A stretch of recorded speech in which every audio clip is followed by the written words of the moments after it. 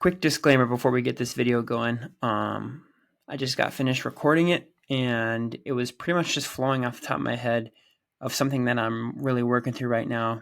I had a little preparation beforehand to kind of try to put my thoughts on paper and help me organize it and how I wanted to get it all out. And I still think that it was a little open-ended in a lot of areas. So after watching it, if you could, maybe take a couple notes, write down in the comments, maybe things that stood out to you, or maybe things that have helped you in your experiences with the certain topic. And I get into it real quick here, but it's about people's opinions of you, people's perspectives of who you are. Maybe it's your character, maybe it's how you operate, how you carry yourself. People are going to have opinions. They're going to have things that they say. There may be constructive criticism, or they may just flat out be chirping at you, as you know, as I say.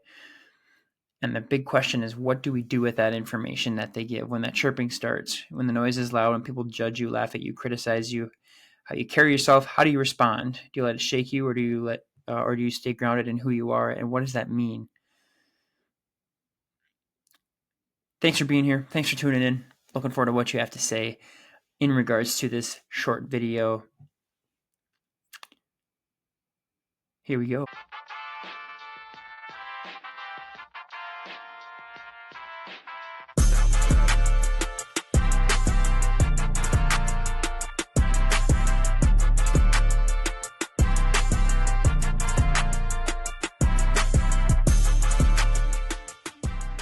Hello, everybody. Welcome back to another episode of the Iron Purpose podcast. Today's going to be a little bit different. It's been a pretty busy week. Got back from training with one of my fellow coworkers, one of my fellow officers. We were gone for a good portion of the week, and coming back into the weekend, I was just pretty busy with stuff going on and taking care of Caden and doing a lot of stuff around the house. So I didn't make the time. I'll be honest. I had time. I didn't make the time to get a full episode in and get a guest in here, but I've had something on my heart lately, and it has a lot to do with other people's opinions of ourselves, other people's opinions of our work and our worth, even sometimes, and what we do when people give those opinions, how much validation we are giving to those opinions, and what people have to say about us.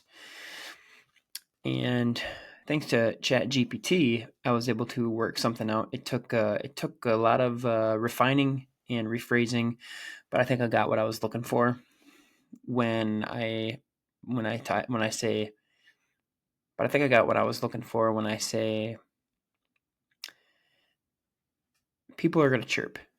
People are going to chirp at you, and you have to decide what you're going to do with that information. Is it going to define you? Is their opinion of you going to define who you are? Is it gospel in your eyes? There's been plenty of times in my life where somebody has said something about me, and I had to stop for a second, and I had to double take and really consider and ponder the words that they said and think, well, is that true? Is that really how I am? And I dive into that a little bit here. The first thing that I think of when it comes to people chirping is working in the jail. When somebody gets brought in, especially on a night shift, when people are doing things they should not be doing, normally that ends them in jail. But the analogy that I can think of is somebody comes walking up from booking, from the pre-book area. So they get arrested, they come into our jail, and then they get brought up into the booking area. And there's some certain people that just have a fire in their eye,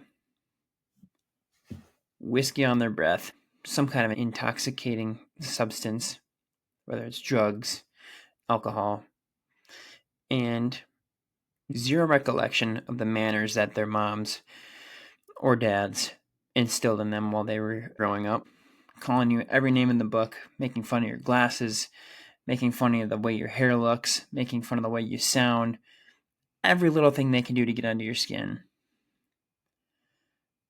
And a lot of times I tell the new officers that they're not mad at you. They don't know who you are.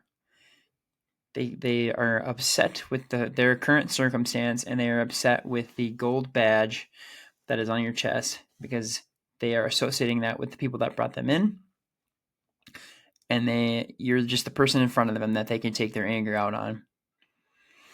So a lot of times I tell the new officers that we're training in is they're after your badge, they're not after your heart. They don't know who you are personally, so you can't take it personally.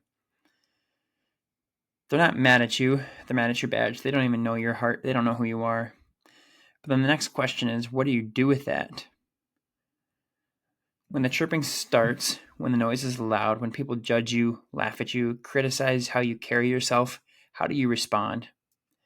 Do you let it shake you, or do you stay grounded in who you are? I think that's a key part, is knowing who you are in those moments. So when the chirping does start, you can say, nah, this is just noise. That's all it is.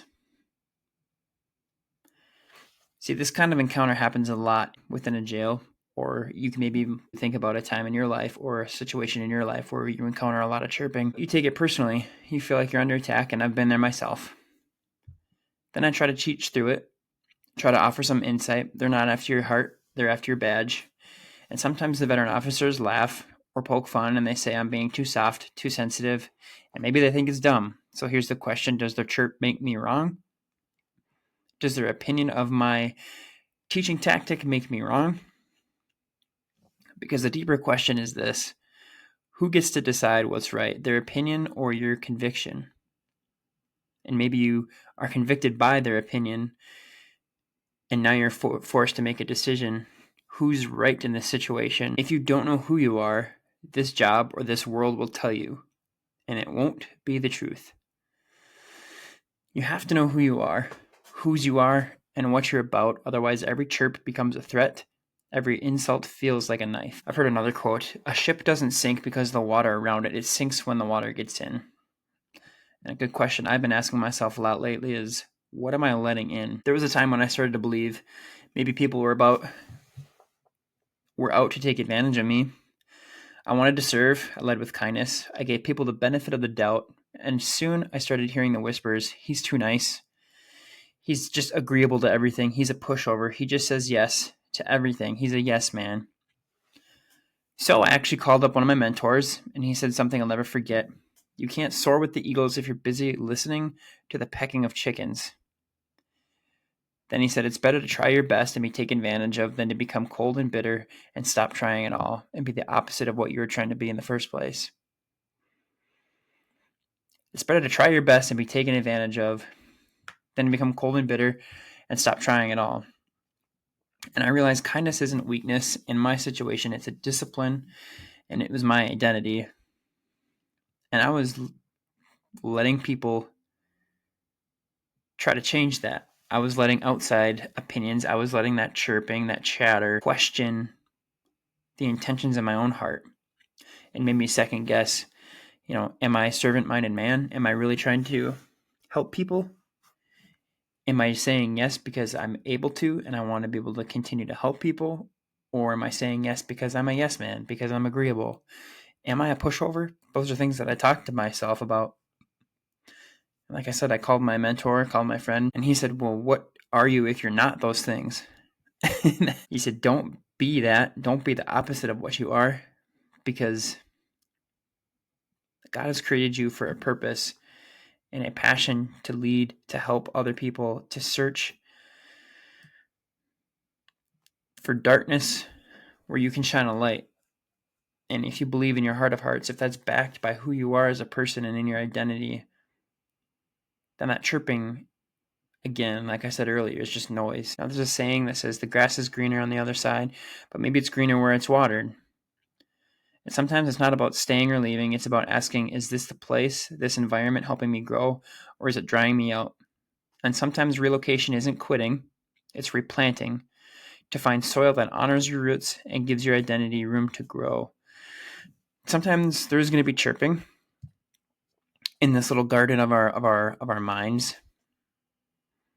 There's going to be birds that are trying to come down and take the seed that we're trying to plant. And we can keep watering, we can keep fertilizing, we can keep chewing these birds away, and the seed is just never going to grow because of the environment that we're in. And maybe that's you. Maybe you've tried to water, maybe you've tried to cultivate this beautiful garden, And no matter how hard you try, the grass just isn't growing. And you hold on to that thought of the grass is greener when it's watered. And maybe sometimes relocating is what's best for us. And it was in my case, working the road as a police officer and trying to find my path there, trying to force it. And no matter how hard I watered, how hard I worked for it, for some reason I just couldn't get it. It just wasn't clicking. It just wasn't working out. My mental health wasn't where it was supposed to be. My physical health, my spiritual health. And I had to relocate. I ended up working in the jail where I am now, and my roots just took off and held strong. And I feel so confident and full of purpose and passion where I'm at. And it wasn't the mentality of the grass is always greener on the other side. It was, I watered it, did my very best to water it, did my very best to keep the chatter out, all the naysayers, the people that said that I can't do it. I did my best to keep it out, but honestly, in the end, the water got inside the ship and I started to sink, and I had to relocate. And sometimes relocating isn't quitting, it's replanting to find the soil that honors roots and gives your identity room to grow. I had a boss who told me after a wild weekend I'd walk into the office and find my desk piled with reports. But on slow weekends, the desk wasn't empty, it was filled with gripes, complaints, and nitpicking. Sometimes the chirping isn't a sign that you're doing something wrong, it's a sign that you're doing something worth noticing. And this hit really hard. Sometimes the chirping isn't a sign you're doing something wrong, it's a sign you're doing something worth noticing. I was listening to a podcast yesterday, it was the Sean Ryan Show, and he had Tim Tebow on. I still have to finish it. It's a really amazing episode so far. But they talked about burdens and how sometimes there's just a burden on your heart. It's a pain. Sometimes it's a struggle. And a lot of time, a burden, and Tim Tebow was talking about this, can be viewed as a blessing. Sometimes your heart is so big that it causes you to care about a lot of different things. So when things aren't working out the way that you would want them to, or maybe there's people chirping at you and it hurts, a lot of times it's because you care. Sometimes that burden, that pain, that, the weight on your shoulders isn't a negative, awful thing. It's the fact that you care. You just want to see the best happen for the organization, for your current circumstance, for yourself, for your friends, for a new officer that is being screamed at, cussed out, and you want them to be able to see that they're more than the words that are being thrown at them. And so people, when they challenge that, when they throw chirps at it, when somebody says, hey, you're not adding up here, or you could be doing a lot better here, or your podcast sucks, man, there is a burden that gets placed on you, and it hurts. And I think it's because you care so much, because you want to continue to see that thing thrive.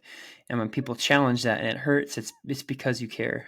And I heard that quote on that podcast, and it really hit me really hard. It's like, there is purpose for this pain.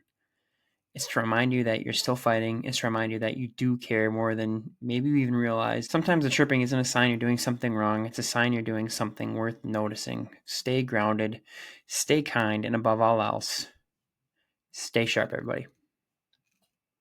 As iron sharpens iron, so one person sharpens another. Thanks for being here. I'll catch you on the next one.